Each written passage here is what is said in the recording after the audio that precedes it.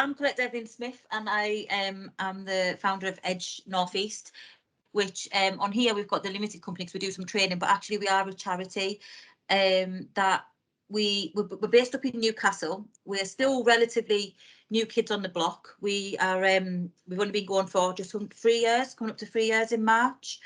But it feels a lot longer, I'm not gonna lie. And we've been quite, without kind of blowing our own trumpet, been quite impactful in the area in that time. We set up because I worked as the child sexual exploitation prevention officer for the region at the time, and in that time they started kind of talking the Home Office about things like county lines, and it became quite on the media, and myself and my husband recognised that this wasn't a new trend or a new thing.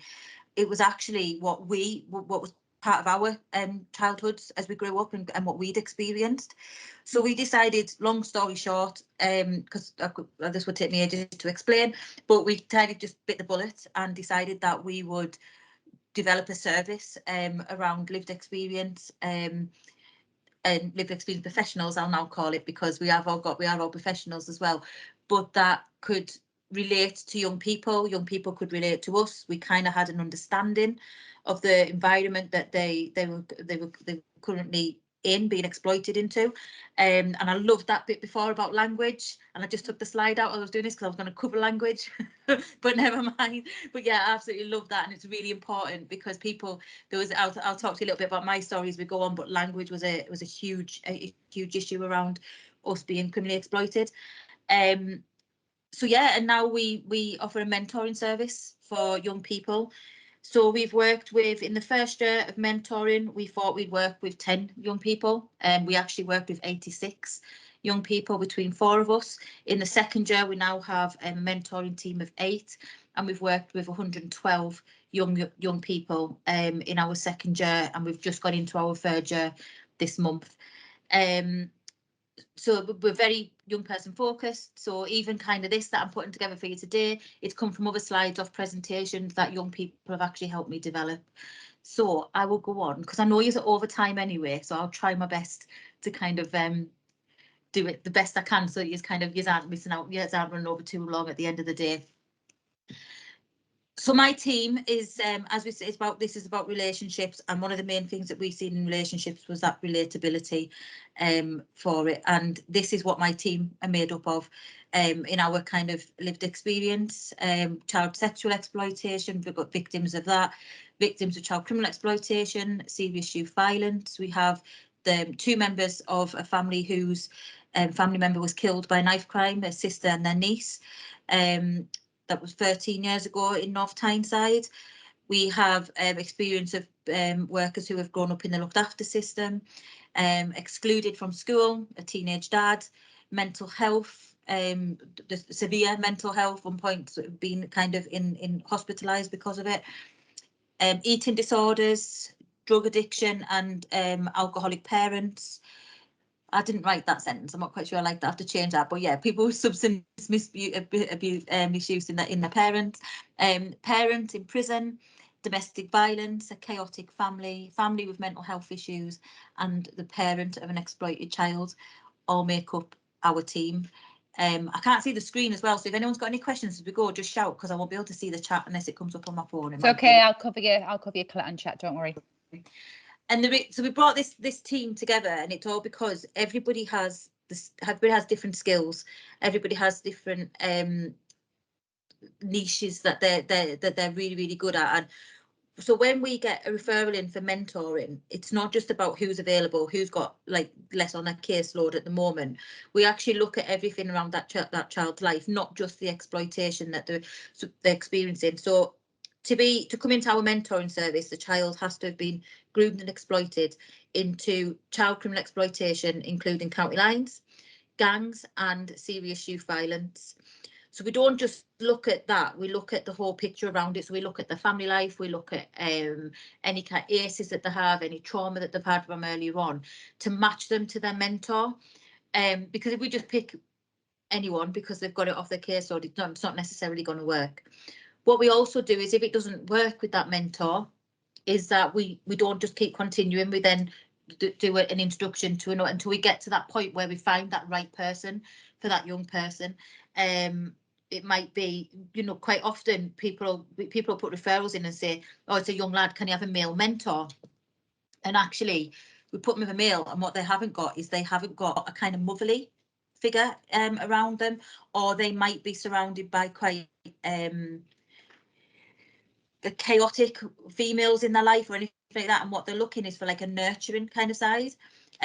So just because we get referrals through saying male mentor, it doesn't always mean that's going to work. And actually, on paper, if you looked at all our different mentors, we've got one who is quite nurturing, that people kind of think, oh, well, we'll ask for Joanna because she works really well with girls.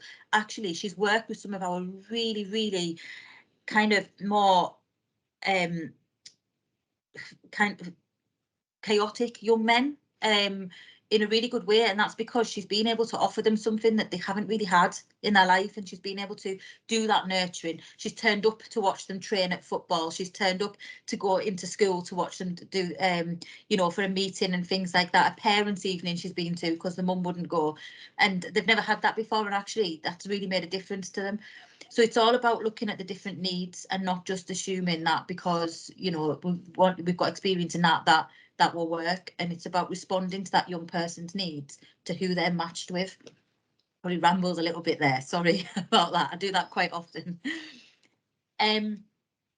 It's not your average 9 to 5. So although our working office hours are 9 to 5, and a lot of people won't like to hear this, is that we don't just work 9 to 5. We, part of our team, our core team, is that we don't have phones off. We have a kind of an on-call, but that doesn't really work because actually they're just going to phone the mentor that they're used to. And because we recognise that actually, you know, these young people, their exploitation doesn't just work from Monday to Friday, 9 till 5.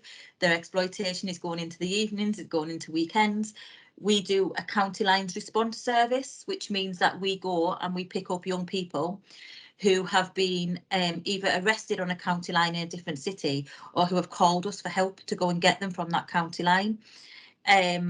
That definitely isn't 9 till 5. We've done some 2 o'clock in the morning jobs down to kind of Manchester and Slough, and Portsmouth was one as well. And it's about being that responsive and flexible. And I know not all organisations, particularly statutory, are going to be able to allow that, but it's perhaps something to think about. I heard you saying about next steps before, about something when you're looking at these services, about is there something that can be offered 24/7? You might have it already, I'm not sure, but something that can be offered on a 24/7 service that these young people can access. Because if they leave you a voicemail at 7 o'clock and it doesn't get picked up till 9 o'clock the next day, their lives are so quick and so fast that actually they could be in a completely different place or a completely different mindset by the time 9 o'clock in the morning comes. It's about young people first and not just ticking boxes.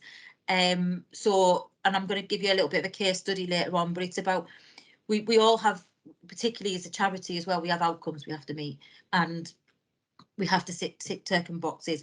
But what we did when we set up is that we didn't make, like, we're not going to say we're going to get 20 young people into education. We're not going to say we're going to get 20 young people into employment. But what we are going to do is that we're going to try our best to get them engaged into more positive activities, or into education. We'll try our best for it. Because sometimes that priority, we always get pushed, like, oh, can you do a knife crime session with them? Can you do this with them? Can you do some employment with them? And actually that young person's not in that place yet. That young person purely just needs somebody to go and walk with them round some, and I'll use, we work with a young lad at the moment who is being investigated for attempted murder. And his favourite thing to do, and he's been doing this for about 4 months now, is walking around the woods. We have a therapy dog, not this one that's in here. We have a therapy dog in the organisation, and it's his favourite thing is to walk around the woods. And he's actually taken to identifying trees. And we've touched on the kind of seriousness of knife crime. We've touched on kind of not in particular his case, because we wouldn't do that, but around kind of consequences and things like that. But at the moment, he isn't in a place where he's remotely able to consider going to school, because everything that's going on in his life, there's no way he will be able to sit in a classroom from 9 o'clock till 3 o'clock every day. And it's about recognising that. So what we are doing with him instead is that once a week he goes along to a garage that we work right well with, and he does a little bit of mechanics work in that garage, and he gets a little bit of experience for it, and that's building him back up into some sort of structure, and getting an interest back there as well. It's about, so what does the groomer, and this is where I'm going to word this, Sarah, because it's what we were talking about the other day, and I thought, how am I going to put this? So it's looking at what a groomer offers them, right, and offering them an alternative or the same but in a positive way. So a groomer offers them kind of, so in some cases a groomer will offer them like a family, or the groomer will offer them affection, or it'll offer them like we'll say finances and stuff like that. It's about what you can offer them. So you can offer them that safety net, you can offer them that positive relationship and that support that a groomer might be saying, oh, it's all right, I'll look after you, I'll look after you. It's about you doing that, but in a more in a safe and positive way. A groomer's offering them money, and it's about, right, okay, let's look at your options, let's look at what's out there and how we can do this without you having to look over your shoulder all the time and risk being arrested, or killed or stabbed or anything else. So it's going forward, think about this, it's about what changes you can make as an organisation to best offer this support. And I know that might be well out of anybody's kind of field that's on here, but it's about when you get asked them ideas, it's kind of about how you can do that. And we live in a world that's really, with young people, really fast paced.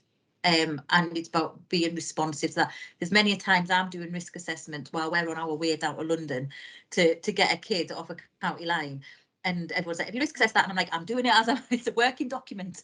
that's the story of my life. If it's a working document, you'll have it before we pick the kid up, because it's actually, if we're not, if we don't respond that quickly, we're going to lose them. And you know, if they're 18 as well, because we work up to the age of 25. If they're 18 and they get released from custody, they don't have any obligation to kind of do anything with them, and they're straight back out onto the streets of London, you know, kind of Portsmouth or wherever like that, where all they know is the groomer, the exploiter, where they've been, and they'll go straight back there if we're not there to get them in a car. So it's just about kind of asking kind of what changes can be, or even on yourself as well, about kind of, you know, have I been pushing them to do this too much, and they're digging their heels in saying no, because we need to tick a box. It's about, you know, perhaps is there an alternative that I can get them interested in, and then we can kind of move on to that stage once that relationship's developed. Okay. All right, Sarah, am I all, yeah, any Perfect, questions? absolutely wonderful. No, you've got some really great reflections coming through where people are listening, thinking and reflecting through. Absolutely gorgeous, mate. Continue. Hate it when you can't see like the people on the screen. I can see you in the front corner, but I absolutely hate it. Feels really impossible. Just to say here, we are always looking for the crucial moment where we might be able to engage that young person early days, but it's certainly working on that importance of informal education, using positive things that the young person wants to engage as a chance to engage. So really out the box thinking. So yeah, bang on. I always bang on as well, and Sarah, you know this, I bang on about reachable moments, where it's a point where you might be banging your head off your wall thinking, oh, this kid just does not want to speak to me or engage with me and things like that. But it's about keep being consistent, keep turning up, but also about when you have like a reachable moment. So we do some work in custody where some of the young people have like told us to F off before we've kind of engaged them in custody. I was polite there, Sarah, do you see that? I'm learning. So yeah. But actually when we've been there at 2 o'clock in the morning in custody to make sure that they've got a lift home and they can get them some food on the way, it's really been a moment to kind of change, and we call it a reachable moment. And I'm not saying you have one and that works. You know, you might have to have 1,000,001 before you actually get to a point where that kid's, you know what, what you're saying really makes sense. So yeah, it's just about kind of that consistency as well, and always being there. These were some words that some of our young people have used when we did our evaluation to kind of that summed up that relationship that they had with the right, with a mentor or any of the right, you know, a right person. And it's things like someone to turn to, never let me down, gave me a purpose, saved my life, gave me a voice as well, being that voice, challenging people. Many, you know, sitting in a child protection meeting and you think, oh God, that's really not what they want, and that's really not right, and just challenging that. Cared, listened, trusted, was a role model for them as well, and trustworthy, believed in me. All these kind of always there as well, non-judgmental, not judging them on anything, seeing something in me that nobody else did as well. So yeah, it's all the kind of words that have been used by young people. When you get that relationship right, this is kind of how they feel about that relationship. A little bit about kind of, so when working with these young people, part of that relationship kind of not getting off on to the right start is that they're in a high state of alert all the time. So I did quite a bit of thinking around this. I think I've gone over this with you, Sarah, before. Is that, so my experience is I was a victim of child sexual exploitation and criminal exploitation from the age of 13 until I was 18. And I was trafficked across from Cumbria down into Lancashire and Yorkshire. Mainly for sexual exploitation, but also for carrying drugs back to where it was plugged in areas that, you know, 13-year-old girls don't need things like that plugged. And what that developed in me, even through into adulthood, and it still is there now sometimes, is this high state of alert where constantly, like, it's about being wary of your surroundings, being wary of people in your surroundings. Kind of things like, I can't sit with my back to a door in a coffee shop or anything like that because I need to know who's coming in. I can't sit in a locked car with locked car doors. They've got to always be open so that I've got a means of escape. And I spoke to some teachers around this and what they do with the kids in the class when they're being disruptive and or perceived to be being disruptive, is that they say, oh, well, I sit them at the front of the class in front of me where I can keep an eye on them. And it's things just a simple thing of, where's the door in that classroom when they're sat at the front? And they say, well, it's at the back of the class behind them. And it's like, okay, right. So they can't get out of that. Like that's behind them, and they can't see it. They can't see who's coming through and things like that. Things like with the phone, if they're jumping when their phone goes, because they know that that's a demand of something on that phone that they're going to have to respond to. And when working with them, I kind of describe it as a dog and cat entering a room. So a dog enters a room and it wants all the attention, and it'll make itself known to everybody. A cat enters a room and it stakes around the outside. It will find somewhere to sit where it can keep an eye on everything and only come out when it feels comfortable.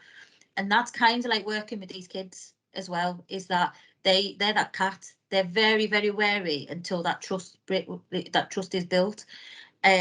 We work with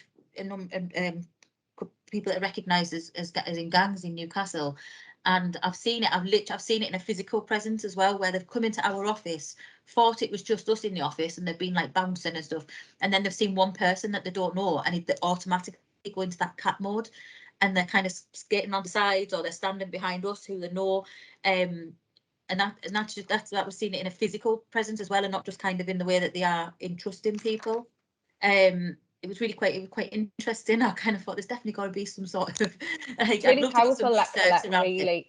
Yeah, and if it's not, let's do it, because this is so powerful, isn't it? Like thinking about, we're all linked to animals anyway, how we mark and protect our territories, and I really like metaphors in terms of being able to tune into children's trauma. So that's really powerful, Collette.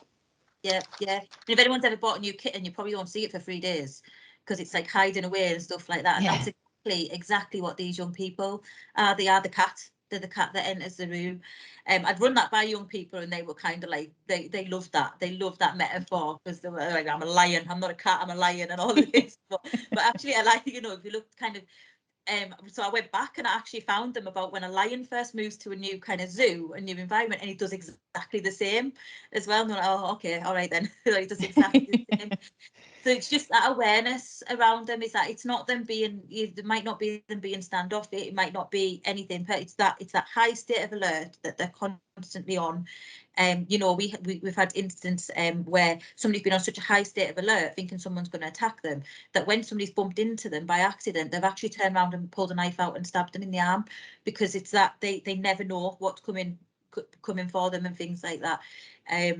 And that's to go with the gang work, but also with trauma as well, and around sexual abuse as well, is that constant on edgeness around it. So I'm hoping that makes sense to you all. Perfect.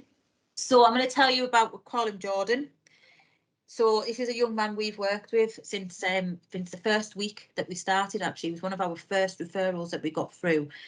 This young man had had 37 placements. People keep saying to us, can we call it homes? And actually he doesn't see it as a home because he's never been in one long enough. So he refers to them as placements. 37 placements he's had. He's 17. And he went into his first placement when he was 12 with his siblings. And his siblings, he says, he's the eldest, they all got to go home to mum, and he didn't get to go. He's one of 6. I think there's a few more now as well around the place. He never has engaged with any services. He wouldn't. He's had social workers obviously all his life. He's had youth justice workers. They've tried him in education. He wouldn't go into education. He is a regular misper. He's missing. Well, he was missing on a weekly basis, maybe 2 or 3 times a week. He's been on county lines. He's been cuckooed as well. When they tried him in a supported accommodation of a flat, he was cuckooed within 2 days because of his vulnerabilities. He has been. We've picked him up from county lines. He's been a victim of a stabbing. He has he's been groomed into the criminal exploitation around vehicle theft as well. He is in a gang as well. He is a gang member. He's had 12 different social workers whilst he's been in the northeast. Now he's been in placements that have gone from right down as far as kind of Margate, right up into Scotland and across into Wales. And while he's been in the northeast in various different placements in the northeast, he's had 12 different social workers. So he always says, well, I'm not going to get to know one because he says, I'll get to know them, I might like them, and they'll bugger off. That's, that's how he feels about it. So we gave him Chris as a mentor, and Chris from day one proved that he was going to be there no matter what. So no matter how many times he told him to F off, I don't want to see you, he said, okay, I'll come back on Wednesday and we'll see if you feel any different. And he did. He turned up on time every time, and it took around about 8 to 9 months for him to actually go, all right, come on then, I'll go out with you, what's it all about? And that was with Chris turning up twice a week on time every time. And now they've got like an amazing relationship. They're like 2 best mates, to be honest with you, like bantering with each other and things like that. And he now has been able to kind of have a positive outlook and turn around. So he's still not, obviously he's still going missing at times. There's still kind of risk of exploitation and things there. But what he does do is he sees he's got a bit more self-worth, and he values himself a little bit more, and he's got a vision, so he knows, and aspirations, he knows what he wants to do. He's now going back to college as well to do his try and not GCSEs, alternative to GCSEs, that he's going to go back to college and do. He wants to do music production as well, so that's his aim. So we're trying to get something in place for September for that. And he's doing some volunteering at a studio at the moment, where he kind of helps set it all up and does a bit of recording and learns from that as well. He has really, really bad mental health, and he actually switches his accents to depending on kind of what state his mental health's in. He'll change his accent because he's lived in that many places, he's picked up that many different accents. And he just, when I said to him about he was sat in our office a few weeks ago, and I think he should be the next Prime Minister, by the way, because he's so good. He chairs his own meetings and everything, like all his own stuff. He is absolutely fantastic speaker, amazing speaker, and he's going to be speaking to the PCC up here for us as well in a few weeks. But what he does say is, he says he never gave up on me, even when I'd given up on myself. And that was his main thing. That was his, because he tests everybody. He'll test them to see are they going to stay or are they not going to stay. And he recognises that he does that. He also says that his reason for going missing is that we all get annual leave from him, and he doesn't get annual leave from us. So he's found that. But yeah, that was his main thing. It was somebody that didn't turn away. He says, my parents have turned away from us. He said social workers, schools, placements just move me when I become a problem. And he said, he's been called Chris worse, all kinds of names that I won't repeat, and yet Chris has still turned up every single week for him. So even on annual leave, because he thought it was that important, that he still was going to go on annual leave and because he was expecting him on a Wednesday. So and he still does it now unless he's abroad. So So this is us really. So we're supported by Northumbria Police in terms of that referrals we get in. We kind of check them together and things like that. It's all lived experience, and that's the kind of young people we work with: organised crime, serious youth violence, child criminal exploitation, and gangs, age 14 to 25. And all I ask of my mentors really is that quote there: to be who you needed when you were younger. Because I always think, you know what, if I had the age of 13 or 14, if I'd had somebody that would have came and picked me up from a grubby caravan in Morecambe, or had picked, you know, been able to answer the phone when I tried to ring them at a certain time, or had kind of turned up for me, my life probably would have been, it's all right at the moment, but we had a bit of a crap few years, is that my life probably would have been a little bit different, and I could have maybe avoided a lot of the experiences that happened to me.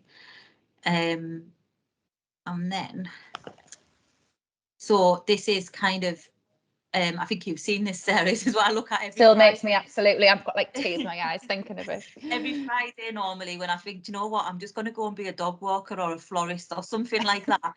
Because at 4 o'clock on a Friday is generally when my phone goes absolutely crazy and something's happened. Is that I keep this little note by, and it was a young man that we worked with who went and got a job in a restaurant, and we ordered some takeaway food, and he put "made with love" from beep. Thank you for all you do. Appreciate it massively. Enjoy your food. And that young man was massively involved in county lines. He was severely stabbed whilst on a county line. We've been on a huge roller coaster with him, ups and downs and ups and downs. But he is doing absolutely smashing at the moment. He's got a job and a flat. We've been in this position before, and we've ended up back down picking up somewhere, but at the moment he's doing absolutely amazing. And that's kind of, I'd like to say, I mean, we can't obviously say that that wouldn't have happened without the relationship, but the relationship has definitely played a big part in him and his friend who we helped in doing that. Actually, now what they do is they phone us to check in on us, see if we're okay, rather than us doing it on them. They actually phone us for a catch up and say, can we go for a coffee? And we're like, are you okay? And they're like, yeah, just want to catch up, it's fine.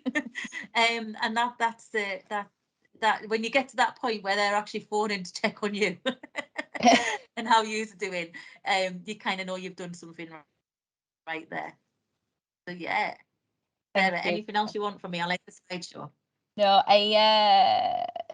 Jane Hill said this presentation, it's very moving. The work that is done by the mentors and organisation and making a difference. Thank you to all the mentors. You've got so much coming through there. Has anybody got any questions for Collette? I just want to give some reflections. If any put any questions in, people are just, I think, a little bit like, wow, didn't quite know this sort of went on, such inspirational. But you know, Collette, some reflections I wrote down there.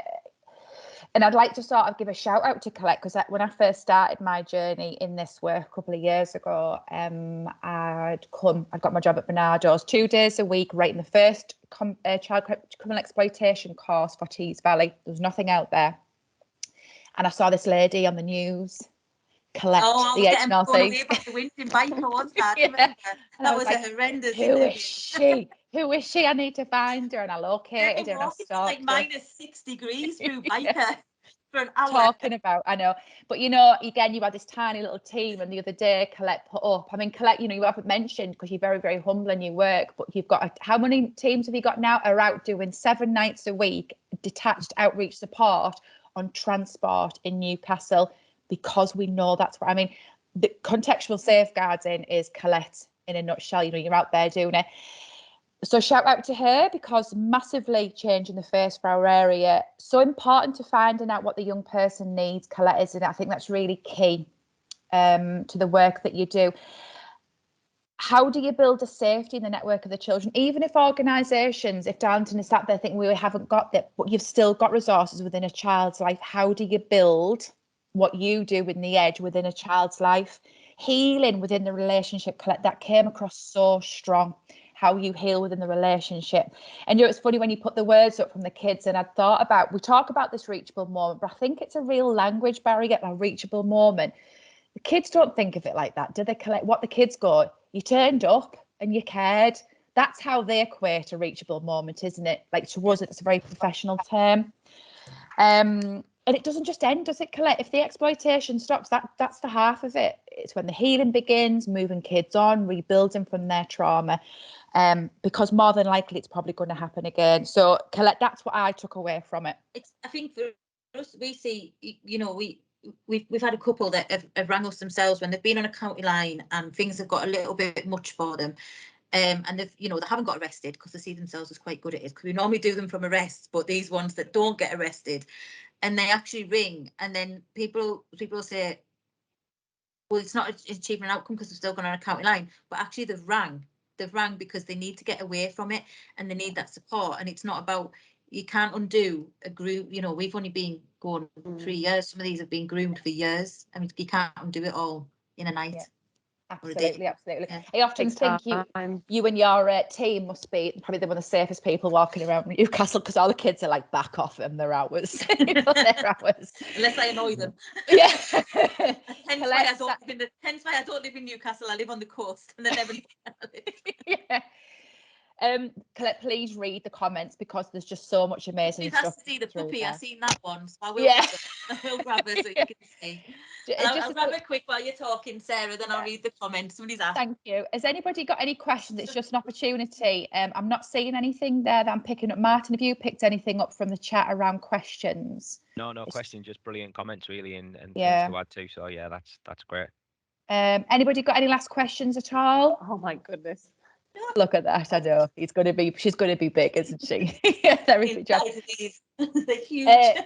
Jason Clare said, I was told by an NSPCC worker years ago that it only takes one person to change outcomes for the child. This is a perfect example of this, but it's not even one, is it? It's how many kids, and you do make there's so much hasn't even told about the outreach bush that they've got with the studios. Check out the website anyway. And I do. I know. First, I was aware of the time. I know.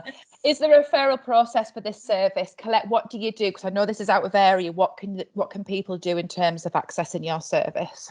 I'm working on it. I really am working on it. It's even kind of even through the custody programme, we cover the whole of Northumbria Police with the free custody suite. And last night we had a young person come in from Durham, and we can't offer them the community because the funding won't do it. But it is on my radar.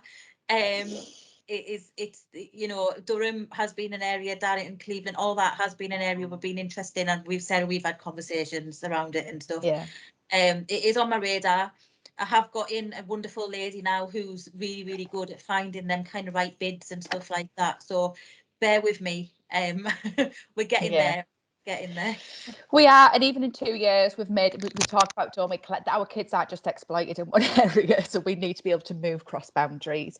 And on the last comment, what Collette has gained, and I've seen it, which we definitely don't have in Tees Valley, is that really unique position, haven't you, with Northumbria Police, where a lot of children can disclose and pass intelligence to you that police know comes from you. And it can be anonymous and it's trusted, isn't it? Because you're that real trusted source. So it takes a lot of that pressure and responsibility off the kids. So for me, that's a great safeguarding. Is it difficult to establish good relationships with the police and other agencies?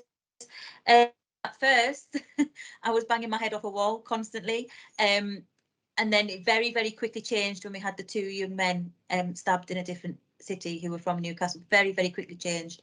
And now we've got a really, really good multi-agency approach, and we're part of all them kind of right groups and the right strategic groups and operational groups and things like that. And I think because we offered something different to the area that was already there, at first they were a little bit kind of worried about lived experience. I'm not going to lie, they were kind of worried, and that's rightly so as well. In cases, you know, everyone can be a bit wary of that, but we very quickly proved that we were there for the right reasons, and we weren't just all criminals, because somebody did say, well, lived experience is just all criminals, isn't it? And we were like, really? Like, let me tell you my story. And then I refused this money. I put my laptop down and walked out and said, I don't want your funding, I'll find my own. Good on you. Screw you. Yeah. It's the same person as well who told me that girls, well, you know, it's the way that they're dressed. And I was like, okay, that's another time I'm not having on me. Collette, thank you so much.